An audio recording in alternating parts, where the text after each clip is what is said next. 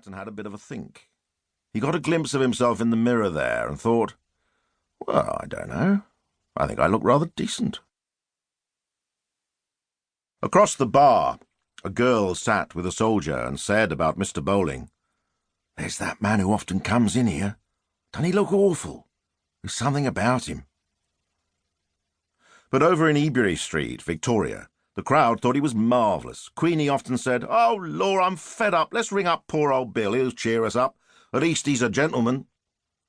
She'd get busy dialing Park 4796. She did it now, and the others sat around with the Watney bottles. "Hello? Oh, could I speak to Mr. Bowling, please? Is it a trouble?"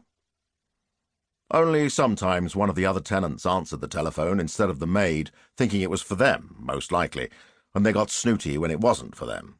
"He's out," they'd say, without going to knock.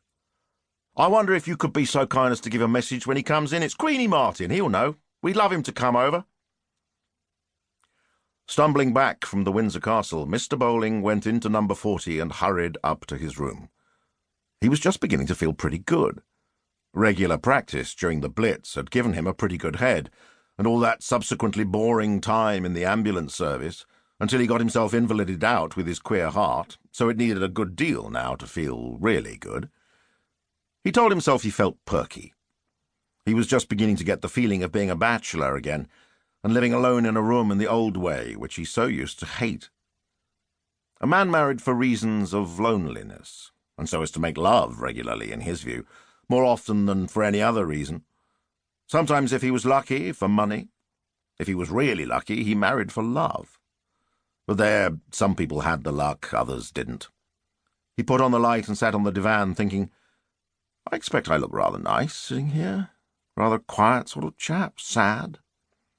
He smiled in the way he would have smiled had someone been watching who was prepared to say, "Poor old Bill, there. He started to have a little cry.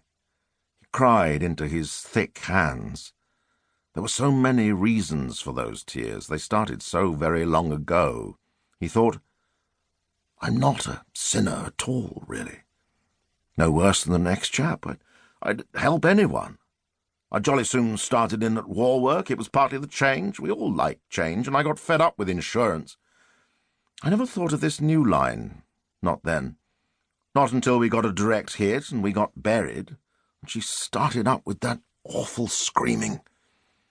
And I put my hand on her mouth, close to her nose. My, she went out quickly, like a snuffed candle. It was only murder, if you analysed it. There were worse things. Blackmail was worse. Homosexuality was worse. Who said murder was the only capital crime? It wasn't so in the old days.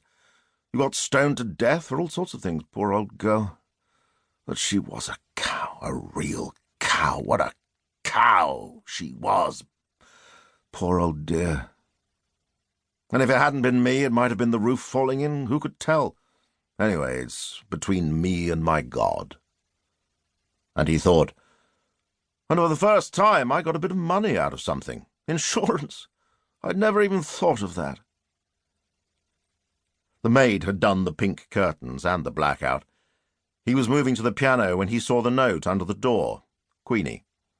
May as well go over. She might have some gin. He got his bowler hat again and lost no time in going out and across to the district railway.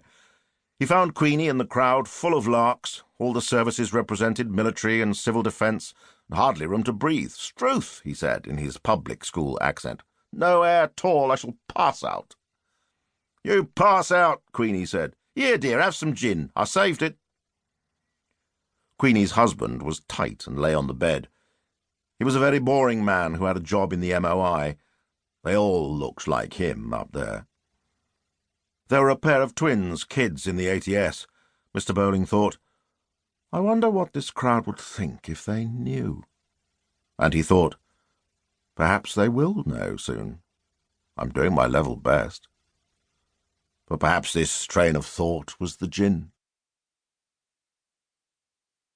Chapter 2. Before he killed his wife, which in a sense had not been premeditated, not really, Mr. Bowling had reached such an intense pitch of despair about life that he had thought of doing a murder and more or less making it reasonably easy for the police to catch him and